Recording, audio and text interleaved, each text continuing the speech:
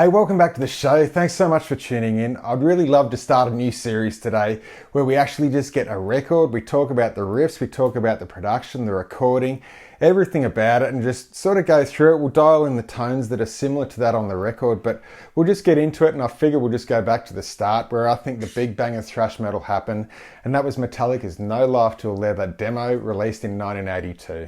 And so just before we start, just for the gear that I'm using today, I've got my Dean Select Vengeance, which has the Dave Mustaine Thrash Factor pickups in it. I just love this guitar. It's so much fun to play. It's in standard tuning. That's going into the Marshall Origin 20, which is a really cool amp. I've only just recently bought this one, and it just gives that really cool plexi vibe, and it's just so easy to dial in, and there's nothing really special about the settings here. And going through the front of that is the Origin Effects MEQ driver, which is just like a mid-boost pedal that adds a little bit of gain like an overdrive, but it really is different. It's almost like a clon mid-boost the way that it works. Like it's really different. It's got a really unique sound to it, but mixed with the JCM 800 or a Plexi or any classic style amp, you just get this really intense old school metal vibe, and I absolutely love it. And that's been outputted through to my 2Notes Reload 2, where I'm sending two mono signals just back into Logic through my audio interface. I'm using Genome software there with a Dave Mustaine 412 cabinet on one side and a Marshall Vintage cabinet on the other. They both have V30s, but they're slightly different, and it just gives a really cool sort of wider stereo style tone. But there's SM57s pushed up to them in the software, but it's really basic, and it's just really just this amp and the pedal and the guitar, and it's a load of fun. But anyway, I've made so many notes for this episode, and I really just want to talk about the album as well. But anyway, straight into Metallica's No Life Till demo. I've made so many notes, so much to talk about. It was recorded on the 6th of July 1982 at the Chateau East Studio, Tustin, California, as a demo to get signed. The members were James Hetfield on vocals and rhythm guitar, Dave Mustaine on lead guitar, Lars Ulrich on drums, and Ron McGovney on bass. And without excluding Lloyd Grant, who was a co-writer for Hit the Lights. And then in my own words, this 30-minute masterpiece was raw, totally untamed, full of mistakes and sour notes with an energy I've not heard on many other records. And what sets No Life Till Leather apart from everything else for me is just the absolute energy and intensity I feel on every riff. They're sort of exploring their sound. They weren't used to how they actually play. A lot of the sound that Metallica led to, I think, with James Hetfield with that really fast down picking, and everything was just really intense going down. This record didn't have that. It was more of like a jazz bluesy style record where you could hear a lot more of the roots. There was a lot more alternate picking. It was a lot of the riffs just weren't played so incredibly tight like they were later on with loads of distortion. This is really just like a plexi sound where you've almost have to like use the amp and the pick and everything at your arsenal just to make these tones. And to me, that's what makes these sorts of records really cool. And in my notes, I've just said that the sound was different to what Metallica became, with a much less of a down picking marathon. The riffs seemed to bounce around in more unconventional patterns with more emphasis on upstrokes and feel. I don't just want to sit here and read you all my notes, but usually there's so many things that I forget making these shows. I'm just here on my own. I don't get to bounce ideas off people and have a discussion, and I just forget everything. But anyway, efforts were made in 2015 for an actual release with a very limited run, but it seemed there were disagreements between Lars and Dave with the writing credits. And really that just makes absolute sense to me. Like, how do you even compensate Dave after all these years when he wrote so much of this album? But well, anyway, that's enough of the pre-album rant. That just brings us to the first track, which is Hit the Lights. And as I said, it was co-written by Lloyd Grant. So this is one of my all-time favourite Metallica riffs. The guitar tone on this, it's a little bit more shrill and raunchy than other tracks on this album. To me, it's just got more of that sort of Dave Mustaine, sort of gnarly, sort of really mid-focused tone. There's just so much adrenaline in every aspect of this song, with the riffs, with the drums. You could just hear everyone so exciting. Even the lyrics, like, we're going to kick some ass tonight. I think just to be there back in the day and hear this coming out, it would have just been groundbreaking. But the favourite riff,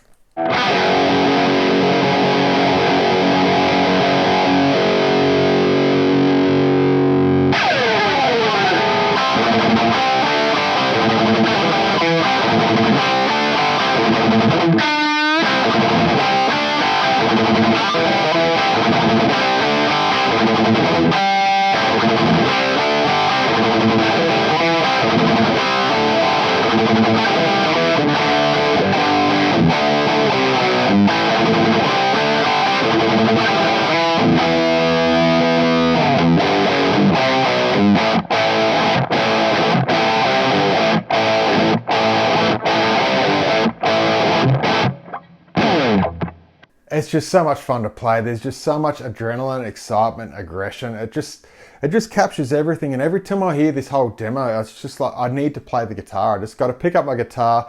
It's not played all the same. You can't really just choke everything off. You've got to just be really loose with your pick, and it's got to be dirty and have mistakes. The tempo's changing. It's just so cool. But that brings us on to the next track, and this is the Mechanix. And we all know this is the Dave Mustaine song. Metallica rewrote the lyrics to the Four Horsemen, as James sort of thought that these lyrics were a little bit cheesy, but to me they're really cool. It just seemed to capture the whole intensity. It's so much of Dave Mustaine. And as for the vocals, I wasn't even really sure who sung this song. They just seem so much like Dave Mustaine's vocal style, the way that it's brought out and the way that like the chorus is sung and everything about it. It's just, James and Dave really had similar vocals back in the day, but as far as all my notes go, the Mechanix seems to be a fitting name, as the opening riff seems to grind away like a race car engine, and without drums seems to have a strange time signature from the riff tail throwing the count off by a cog. And what I mean by that I'll just talk about, but I'll just play that intro riff.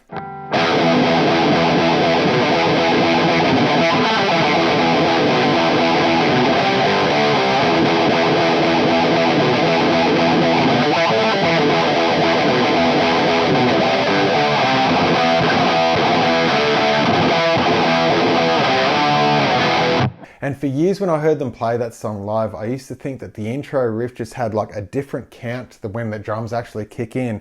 But it was just the way the riff is played and that whole tail after the... It used to sound like they went... And then the riff would start again. Those two little notes at the end, just the... That almost sounds like the riff is starting again at that point. And so you could understand it just used to throw me off when the drums weren't involved, and I'm not sure why I thought that.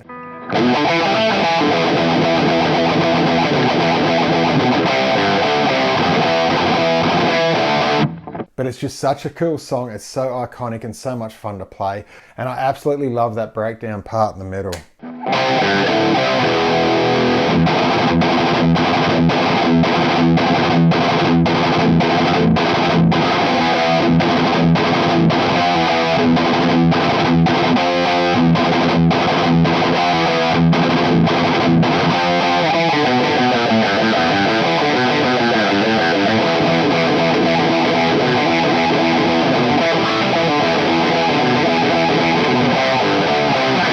And one more thing just to mention about this song, I think it's got the most iconic Mustaine part just right at the end for that guitar solo, that whole dissonant intro that he does. I've never heard anything like it, but it's been used a million times since. I just think it's so cool for an opener for a solo, and just really just sets the way for Dave just to absolutely shred.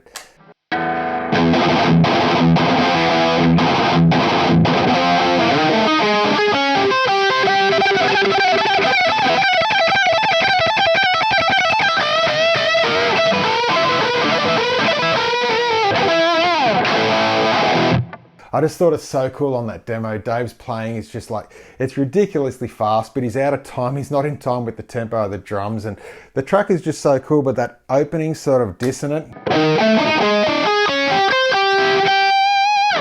I think it's just so cool, and the tone is absolutely kick-ass. I know it's just an old school Plexi, but James has always been a massive Plexi fan, and I think a Plexi's been on just about every Metallica record. But James has a 1973 Plexi that he's used over the years. It's been modded loads of times. He's never really been absolutely happy with it. Like, I think Bob Rock had one that was just really great sounding. James tried to make it like his. There's a really cool write-up about it on metallicagearhistory.com. It's worth checking out. Have a good read. It tells you the whole history of that amp and eventually getting it modded by Dave Friedman. He's stoked with the tone now. It's used on loads of records. But as far as the old stolen Plexi that James used on this album, Kill 'Em All, and I believe it was also used on Fade to Black. James has confirmed that somehow. It doesn't make too much sense unless they did some pre-production recording for Ride the Lightning. But anyways, along to Motorbreath. And Motorbreath, this is totally like a Motorhead inspired song. But as far as my notes go, it's got a strange tripled cadence in the verse riff with an aggressive type bass line, and the cool interlude after each of the chorus seems so Dave Mustaine in a super fast shuffle. And that triplet cadence I'm talking about, that...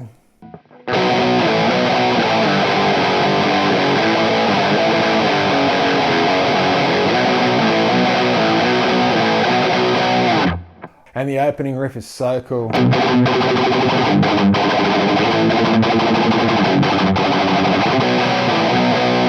I just think the whole song just has this absolutely driving momentum. It's so cool. But my favourite riff on the song is just after the chorus, as I said.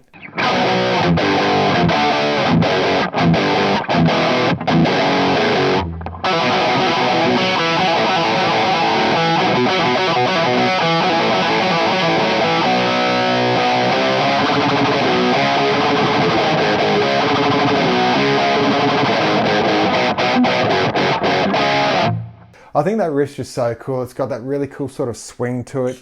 You can't choke it off too much with your pick. It's like...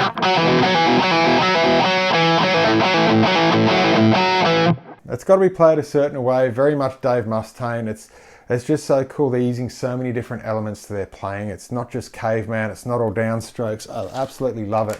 Brings us to the next one. Seek and Destroy. I guess from my notes I'll just read them out first, but it's probably Metallica's most iconic riff.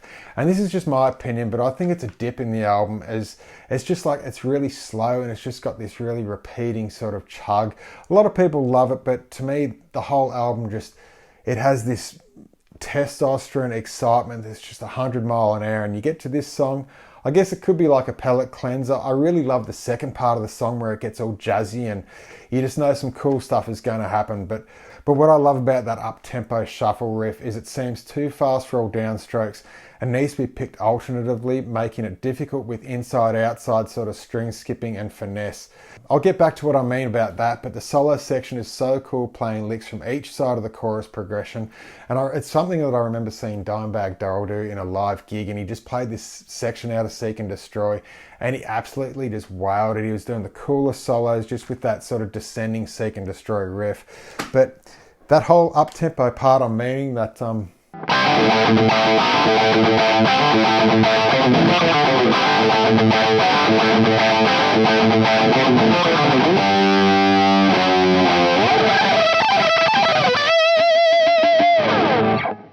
I just think that's a really cool riff. I think later on when you hear Kill 'Em All and you hear James doing it live, it's all downstrokes and I think it just loses that sort of cool vibe about it. Like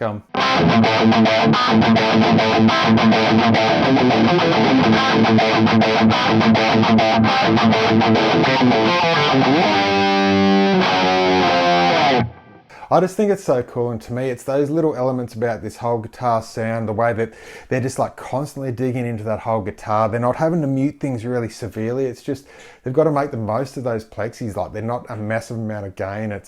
But anyway, brings us into the next one, which is Metal Militia, and it really just shows off how cool a plexi sounds at high volume.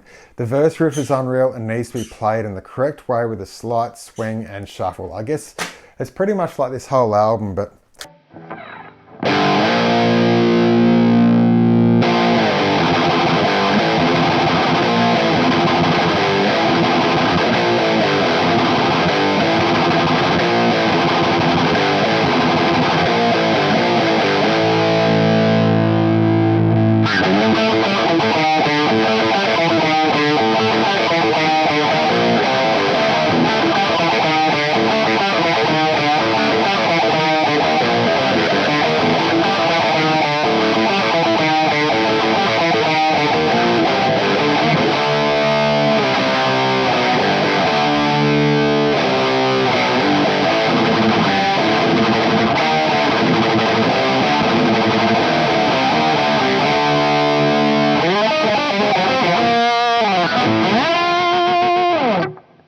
it's like your emotion and feeling, just the way that you just dig into the pick.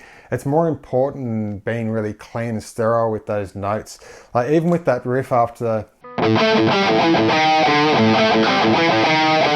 And it goes into that chord shuffle. It's like... Sometimes you hear... And sometimes you hear like an alternate of like a bass line behind that.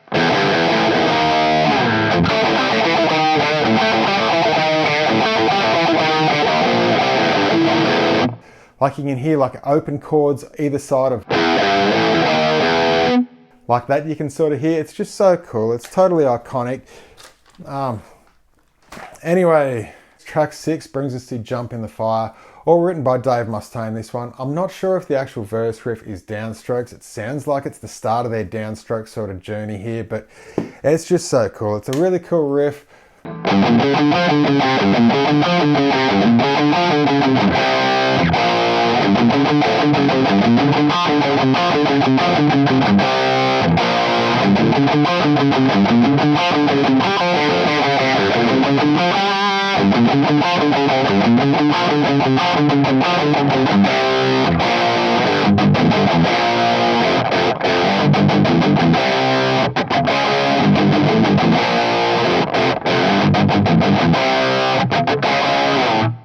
And I really love on that verse riff too, just at the end of that, that has that little percussive part.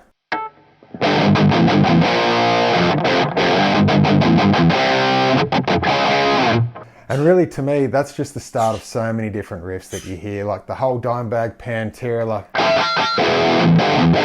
you know, it's just got all that sort of elements in it, and I'm sure it just gave so many ideas to so many other people, but absolutely iconic song. And that brings us to the last track on the album, which is Phantom Lord, track 7.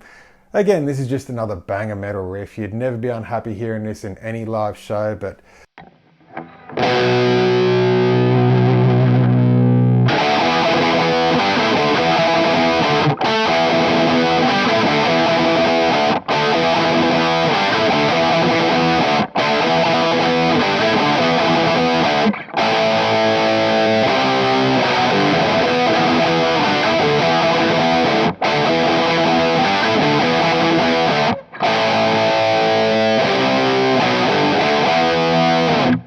it's just so cool. It's just that cool shuffle.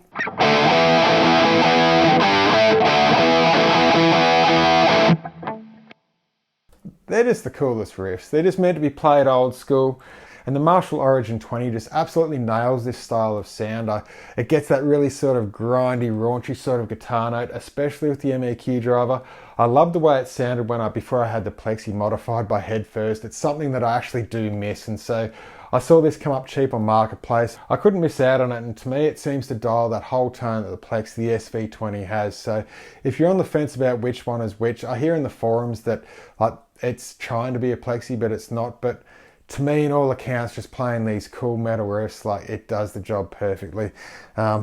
But anyway, just coming to a close with this episode, I really hope you guys enjoyed it. But to me, No Love Till Leather is one of my favourite Metallica albums of all time. I much prefer it over Kill 'Em All. I just love that raw intensity. It just makes me want to play my guitar and just keep it old school, keep it simple, and just really have fun and like make your ears hurt. But for anyone that's still here watching the show, like, thanks so much. I really enjoyed making this style of episode.